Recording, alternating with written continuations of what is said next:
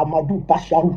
C'est le chef d'état-major particulier du président Abdraman Tiani, président de la République du Niger. Frère, c'est lui-là qui fait trembler toute la France actuelle. Hello mes gars, ouais. Aujourd'hui on se retrouve pour de nouvelles vidéos.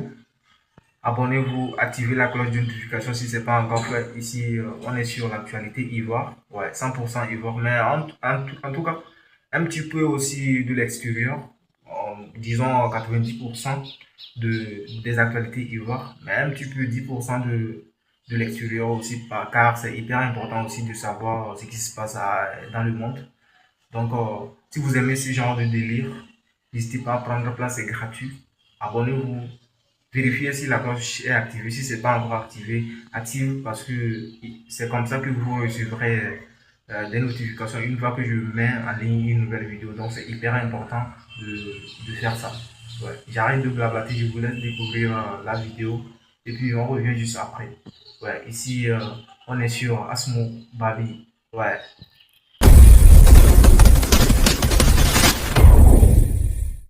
Camarade d'Afrique, vous connaissez ce monsieur? Le colonel Ibro Amadou Bacharou. C'est le chef d'état-major particulier du président Abdraman Tiani, président de la République du Niger. Frère, c'est lui-là qui fait trembler toute la France actuellement. Il a dit, les médias français se sont mis en branle. C'est les articles en poids sur lui.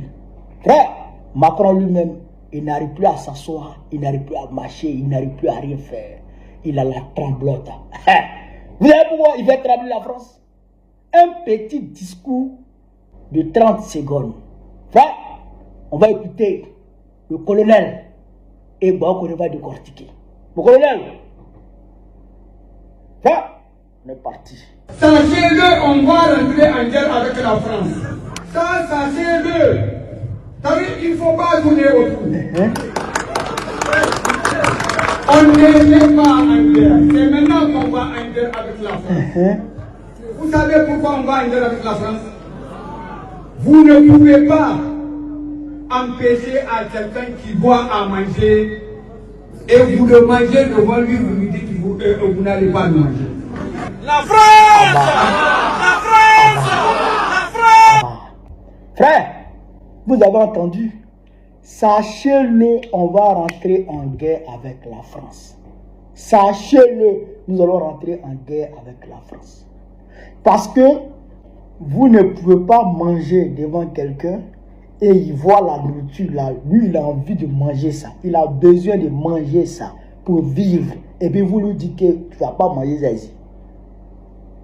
Et puis pensez que la personne ne va pas venir chercher à récupérer la nourriture. C'est une métaphore. Il fait allusion à quoi? Vous le savez très bien. Il fait allusion à l'uranium, aux ressources du Niger. La France a besoin des ressources de l'uranium du Niger pour alimenter ses centrales nucléaires, pour produire l'électricité.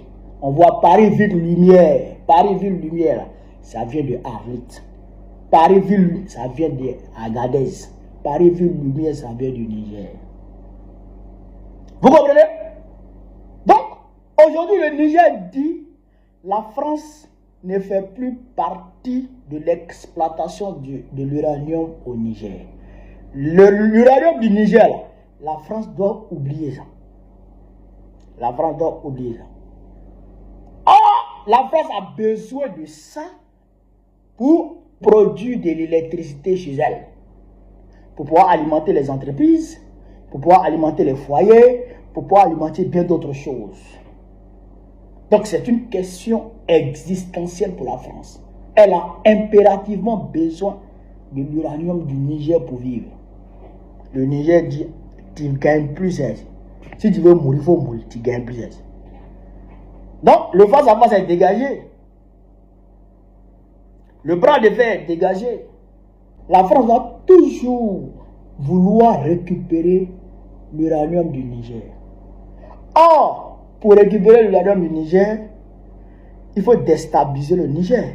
C'est-à-dire qu'il faut déchoir le régime d'Abdraman Tiani et mettre un régime vassal à sa place, un régime docile à sa place, qui puisse encore rappeler la France afin que la France puisse continuer à voler l'uranium du Niger. Or, de l'autre côté, le Niger a besoin de son uranium pour se développer. Le Niger a besoin de son uranium pour nourrir son peuple.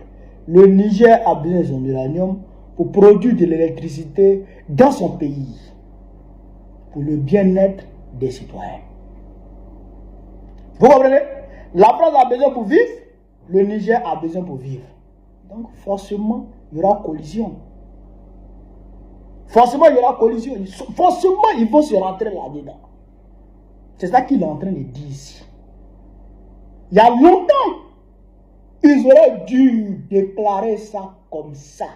Il y a longtemps, le régime nigérien et le régime de l'AES auraient dû dire ça comme ça. Vous comprenez ça? Il y a longtemps, ils auraient dû dire ça comme ça. Nous sommes, depuis longtemps, nous sommes en guerre avec la France. Il y a longtemps, l'AES est en guerre avec la France. Ça là, c'est une réalité. Il faut rompre, il faut briser tout tabou autour de cette question. C'est une guerre hybride, certes, mais c'est une guerre. C'est une guerre hybride, mais c'est une guerre. C'est une guerre par procuration, mais c'est une guerre. Mais aujourd'hui, leurs proxy même là, qu'ils envoient là, c'est-à-dire les mercenaires qu'ils envoient là même là, ils vont passer à une autre étape. Ils ne vont plus envoyer les mercenaires.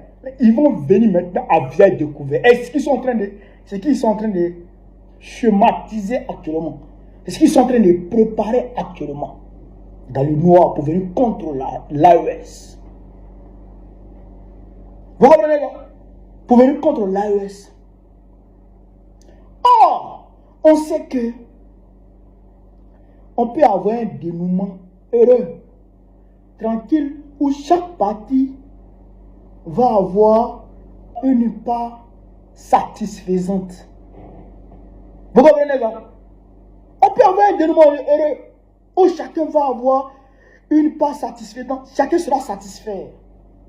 Il suffit juste que la France change de posture, que la France cesse de croire que l'espace AES l'appartient, que la France cesse de croire que le Niger est toujours sa chasse à garder, sa propriété privée, et que la France se mette maintenant dans une posture d'égal à égal vis-à-vis du Niger.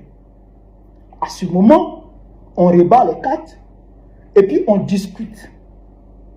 Le Niger, vous voulez vendre votre uranium? Oui, on veut vendre notre uranium. Vous voulez vendre ça à combien? Ou bien vous voulez qu'on coopère comment? Le Niger envoie ses propositions et la France envoie ses propositions et on discute, on trouve un accord gagnant-gagnant. La France à 50%, le Niger à 50%. On met en place un système de contrôle équitable pour ne pas que le Niger se fasse voler et pour ne pas que la France se fasse voler. Et puis, c'est tranquille. Il n'y a pas de guerre, il n'y a pas de problème, il n'y a pas de palabre. Mais comme la France pense que génétiquement, les Macron là pensent que génétiquement, ils sont supérieurs aux Nigériens, ils sont supérieurs aux Burkinabés, ils sont supérieurs aux Maliens, ils sont supérieurs aux Africains parce qu'ils sont blancs. Donc il faut venir imposer un dictat aux Africains. Il faut venir récupérer les ressources des Africains sans que les Africains aient leur mot à dire. À ce moment-là, il y aura toujours palabre. Il y aura toujours palabre. Puisque eux, là, génétiquement, ils se disent que ils sont supérieurs à nous. Génétiquement, ils se disent que ils sont nos maîtres. Mais ils ne savent pas que c'est une nouvelle génération qui est là aujourd'hui. C'est une nouvelle génération qui est décomplexée et qui ne se laisse pas marcher dessus par qui que ce soit. Qui ne se laisse marcher dessus par qui que ce soit. Qui a pris conscience qu'il peut exploiter ses ressources pour donner une meilleure vie à sa population. Qui a pris conscience qu'en réalité, il n'est plus question de laisser les Macron venir voler les ressources en Afrique, aller donner une vie confortable à leurs concitoyens, pendant que chez nous ici, nous vivons la misère, nous vivons la galère. Nous avons compris que ce n'est plus possible et que ça ne sera plus acceptable. Donc à partir de ce moment-là, forcément il y aura collision, forcément il y aura guerre.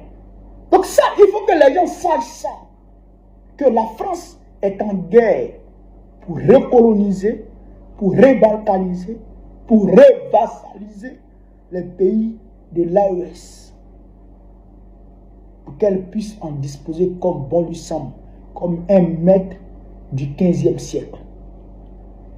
Mais ça, on ne peut pas l'accepter. On ne peut pas l'accepter. Et donc, je remercie, je félicite le colonel Ibro. Voilà un peu ce que je voulais vous dire sur cette vidéo. En tout cas, mon colonel, chapeau. Vive l'Afrique libre, vive le panafricanisme, vive tous les peuples panafricains, vive l'AES.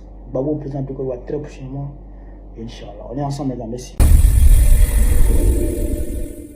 Ouais, on se retrouve à la fin de la vidéo. Qu'est-ce que vous en pensez de ce que vous avez regardé et tout? N'hésitez pas à me passer vos avis dans les commentaires parce que vos avis aussi, ça compte vraiment pour moi. Je suis là pour vous lire et tout. Vos avis, qu'est-ce que vous en pensez et tout. Mettez-moi tout ça dans les commentaires. C'est hyper important pour moi. Et bon, ici on est sur Babi. Et surtout, activez la cloche de notification. Abonnez-vous et on se retrouve pour de nouvelles vidéos. C'était votre gars Asmo. Ici on est sur Babi.